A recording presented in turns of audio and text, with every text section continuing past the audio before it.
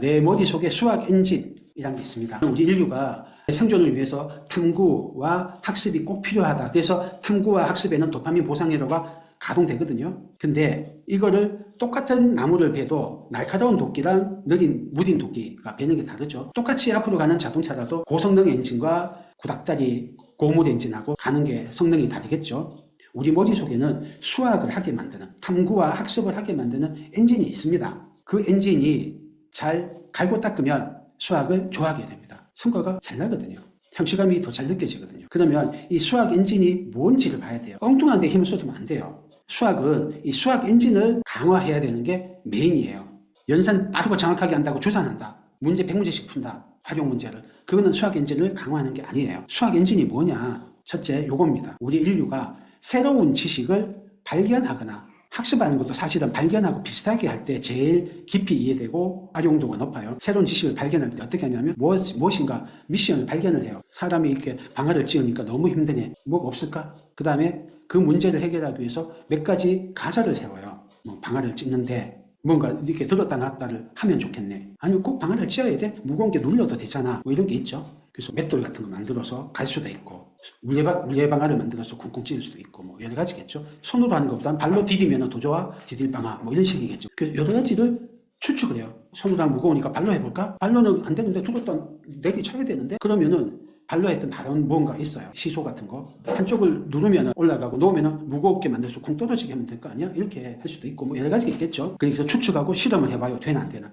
아, 다 좋은데 무게가 너무 가벼우면 올라갔다 떨어지면서 디딜방아가 곡식을 제대로 못 찢네. 다 좋은데 찌으면 튀어나가네. 오목하게 파야겠네. 뭐 이런 식으로 수정을 해요. 다 한 다음에 이게 맞는지 수학 같으면 논증까지 해야 돼요. 과학이면은 아니고 확인만 하면 되는데 수학은 논증이고 과학에서는 확인이죠. 그게 우리 인류가 과학적 사고방식이라고 해서 발견한 가장 효율적인 엔진이에요. 새로운 지식을 발견해내는, 문제를 해결하는 가장 효율적인 엔진입니다. 이 엔진을 장착시켜 주시면 매우 수학을 좋아하게 됩니다. 그리고 우리가 이걸 하도록 우리 인간이 세팅이 돼 있어요. 저희가 수학 문제를 풀 때 칠판에 막 풀어주면 애가 듣지도 않아요. 저희는 1학년, 2학년, 3학년, 4학년 뭐 어린애들, 초등학생이 메인이란 말이에요. 그러니까 칠판 수업이 안 돼요. 듣지를 않아요. 5분, 10분 집중이 다예요. 그러니까 가르쳐주면 효율이 제일 높은데 지식을 전수할 때 잘 안 돼요. 그래서 저희 사고력 수학에서는 어떻게 하냐면 우리 인류가 최초로 그 문제를 만났을 때 상황을 만들어줘요. 누구도 답을 몰라. 미션은 이거야. 네가 가지고 있는 도구는 이거야. 자, 이 미션을 해결해봐. 그럼 애들이 호기심이 생겨요. 뭐 그 불러일으키는 활동을 좀 해요.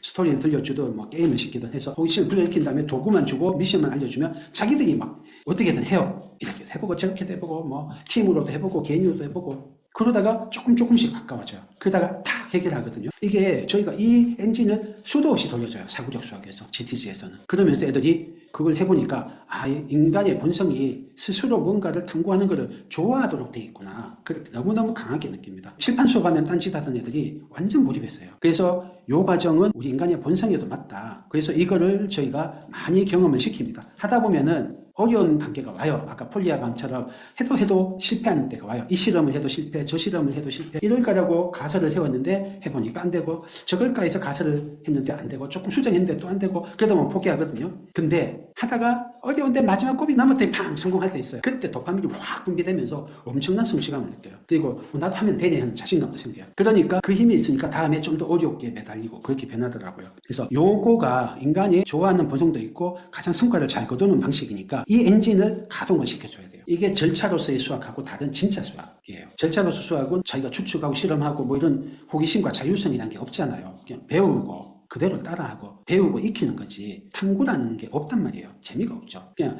그렇게 배워서 하는 거에 재미는 배웠다는 재미, 실수 없이 문제를 풀었다는 재미 이런 거죠. 그것도 재밌긴 해요. 근데 진짜 머리 쓰는 고도의 머리를 쓰는 수학은 아니라는 거죠. 두 번째, 문제 중에는 학습을 기반으로 한 복잡도가 높은 문제가 있고 자유도가 높은 문제가 있어요. 크게 두 가지거든요. 복잡도가 높은 문제는 뭐냐면은 예를 들면은 이 문제는 단위 개념, 예를 들면 최대 공약수라는 개념, 그 다음에 분수의 통분이라는 개념, 그 다음에 연립 방정식이라는 개념, 세 개의 단위 개념을 합쳐서 푸는 문제야. 그러니까 복잡도가 3이라고 할게요. 단위 개념 3개가 결합되어 있으면. 어떤 문제는 단위 개념 7개가 결합되어 있어요. 이건 심한 문제. 이렇게 단위 개념 몇 개가 서로 결합되어 있느냐를 복잡도가 높다 낮다 그래요. 복잡도가 높은 문제가 내신 시험이나 수능 중킬러까지 자주 나와요. 복잡도가 높은 문제는 어떻게 수학 엔진이 돌아가냐 하면 일단 단위 개념을 완전 학습을 해야 돼요. 완전 내 거로 소화돼서 언제나 내가 쉽게 꺼냈다 썼다 할 수 있어야 돼요. 문제를 보면 그 문제는 이거는 이 유형하고 저 개념하고 요 유형 세 개가 이렇게 결합된 거네 라고 알 수 있어야 돼요. 그럼 단위 개념은 완전 학습이 돼야 돼요. 이때 개념이 최대 공약수의 정의 이런 게 개념이 아니고요. 중고등 과정이라면 센수학 비슷해 있는 하나의 문제 유형이 단위 개념입니다. 대표 문제가 단위 개념이에요. 그 다음에 재구성. 아까 말씀드린 이런 블록 몇 개로 구성됐는지를 문제를 풀고 나서 분해를 해서 재구성을 해야 돼요. 이거는 이런 유형이 이런 방식으로 결합된 거구나. 그렇게 분해를 해서 재구성을 해야 돼요. 문제를 통으로 암기하면 안 돼요. 수학 못하는 애들 문제를 통으로 암기해요. 수학을 통일로 암기하니까 초등학교 때는 암기한 문제가 그대로 나오면 풀고 아니면 못 풀어. 근데 초등학교 때는 개념이 워낙 적어서 나올 수 있는 문제를 다 암기할 수 있어요. 조금 성실하면. 그래서 통암기가 통해요. 중학교 가면 살짝 안 통하기 시작해. 그래서 더 열심히 해요. 그리고 성실하고 기억력 좋은 문과 애들이 버틸 수 있어요. 재구성을 안 해도. 근데 고등 올라갈수록 이제는 문제를 통암기에서는 문제의 유형이 너무나 많아지기 때문에 이제 불가능해져요. 그래서 통암기 하던 애들은 올라갈수록 학년이 올라갈수록 성적이 떨어져요. 근데 문제를 재구성했던 애들, 아주 복잡한 문제를 통으로 암기 안 하고 복잡한 문제도 결국은 A 유형, B 유형, C 유형 세 개가 결합된 거네. 이렇게 분해하면 되네 하면은 그냥 블록만, 단위 개념만 잘 정리하고 있으면 끝나는 거예요. 나머지는 문제 해결력이라든지 재구성했던 몇 개의 요령 가지고 다 풀 수 있어요. 그래서 복잡도가 높은 문제는 재구성하는 방식으로 해야 돼요. 그리고 키워드 노트, 요거는 너무 전문적인 이야기라 좀 뺄 건데 짧게만 할게요. 따로 한번 기회가 있으면 할게요. 키워드 노트는 사실은 영어 단어를 아는 거였어요. 문장을 아는 건데 출퇴근하다를 영어로 뭐냐? 이렇게 돼요. 근데 들으면 알아. 수학도 이 문제 내가 아는 건데 근데 문제 풀 때는 직각이란 단서에서 이 보조선을 어떻게 그리지? 안 떠올랐던 거예요. 문제는 실마리가 숨어 있는데 그 실마리를 써먹지를 못하는 거예요. 그러니까 단위 개념으로 분해를 못하는 거예요. 그거를 가능하게 하는 게 키워드 노트입니다. 이건 저희가 만든 거기 때문에 여러분 잘 모르실 텐데 이런 식이에요. 직각 하면은 직각 첫 번째 피타고라스 정리해본다.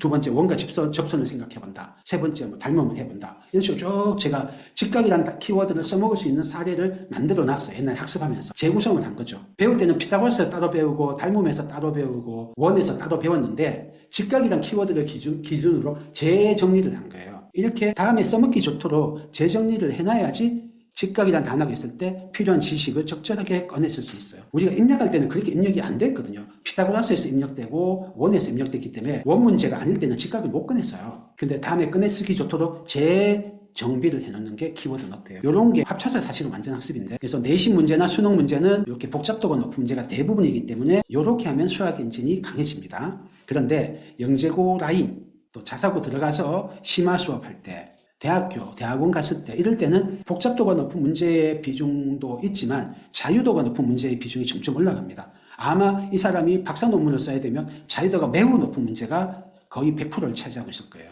자유도가 높은 문제가 뭐냐면은 어떤 개념과 원리가 쓰이는지를 몰라요. 모래사장에서 바늘 찾기예요. 뭘 해야 되는지를 모르는 상황이에요. 이때는 창의적 문제 해결력이 필요하고 사고력이 필요해요. 그래서 사고력을 기르는 훈련을 해줘야만 자유도가 높은 문제를 푸는 수학 엔진이 강해집니다. 그리고 풀고 나서 반성을 해야 돼요. 내가 이때 이런 감정 때문에 포기했지. 이런 식으로 돌아서 반성을 해야 돼요. 합쳐서 사고력을 기르는 건데 사고력을 길러줘야 돼요. 이렇게 수학 엔진이 강해지면 수학을 좋아하게 됩니다. 하면은 성과가 잘 나오니까 재미가 나요.